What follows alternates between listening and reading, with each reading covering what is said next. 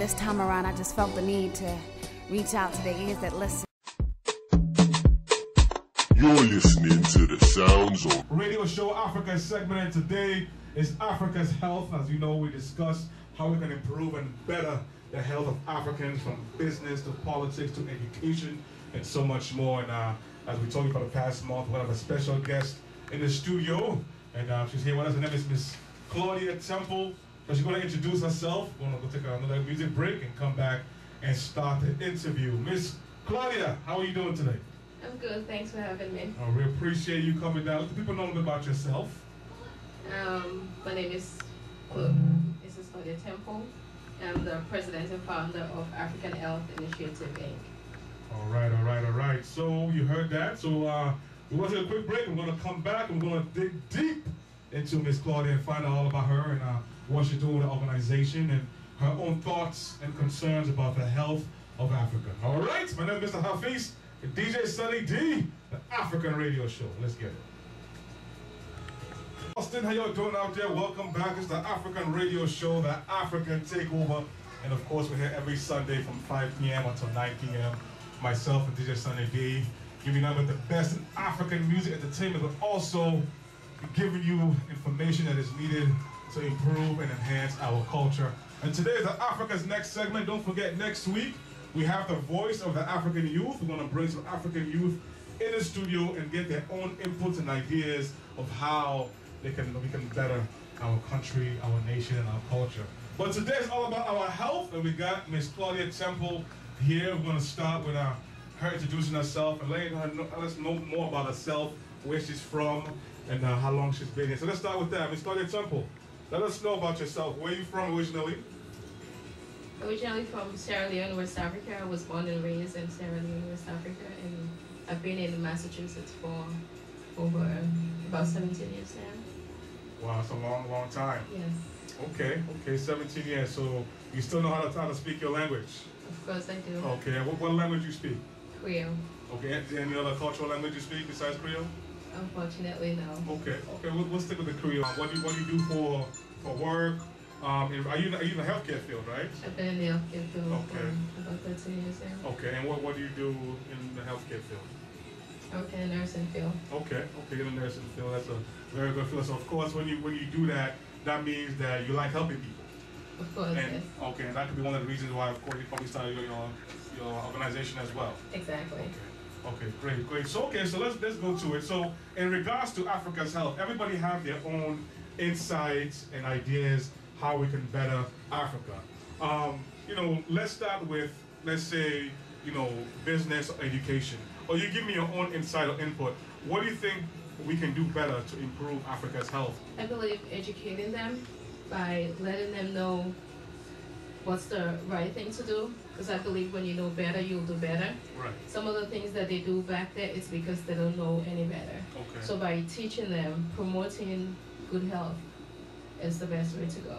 Okay. Now, when we say that they have to do this, are you referring to the people itself? Are you referring to government?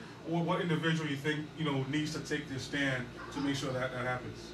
Healthcare professionals for one, and then everybody else. Okay. Because as a healthcare professional, you should know how to try to prevent the spread of infection and stuff like that. So I think that's a #1 goal. Okay.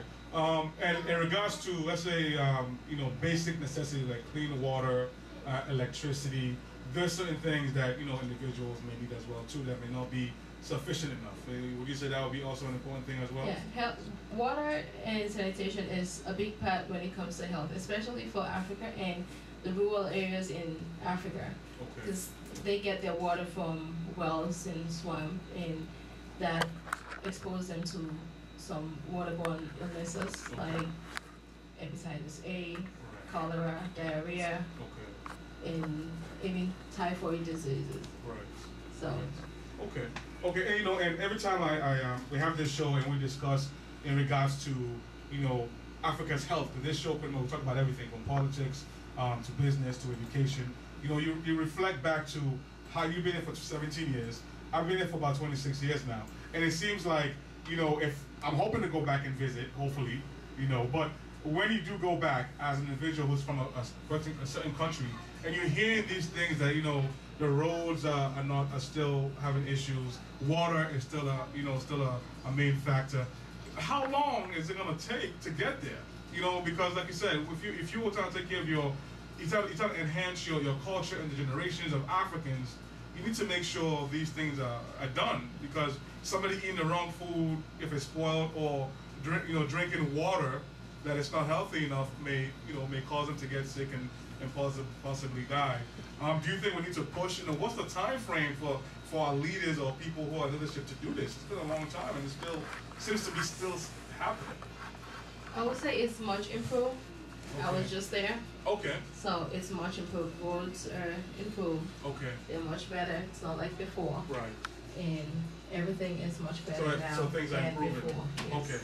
Okay. Okay. I did hear. Maybe you can clarify this. I know last time we had a show here in Freetown in Sierra Leone, they discussed about universal health care for certain individuals. I believe babies up to mothers, pregnant women, okay, breastfeeding moms, and children under 5. Okay. Okay. And they have the free healthcare initiative, okay, and that's helping them also. Okay. Because the reason why some of them don't get to the hospital is because they don't have the money. Right.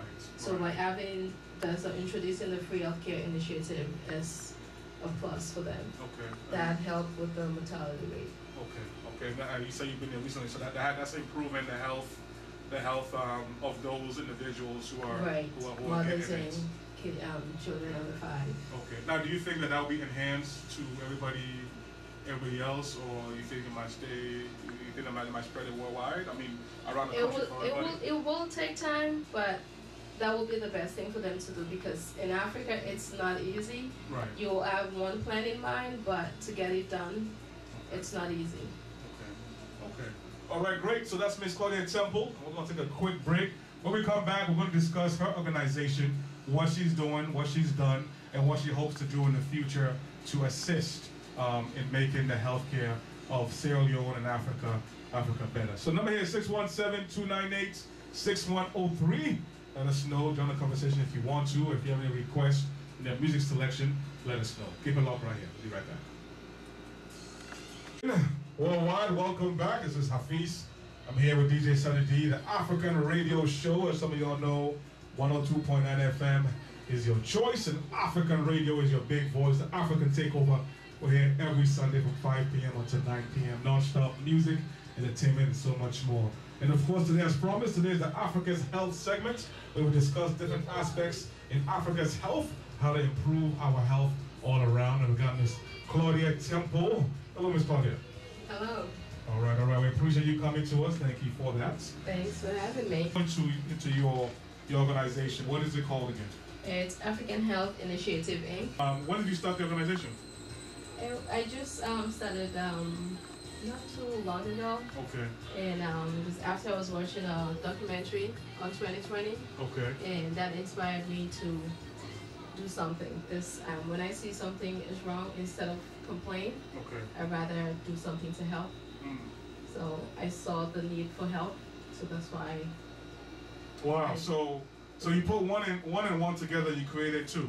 Right. You saw what was needed, and you created it. Right.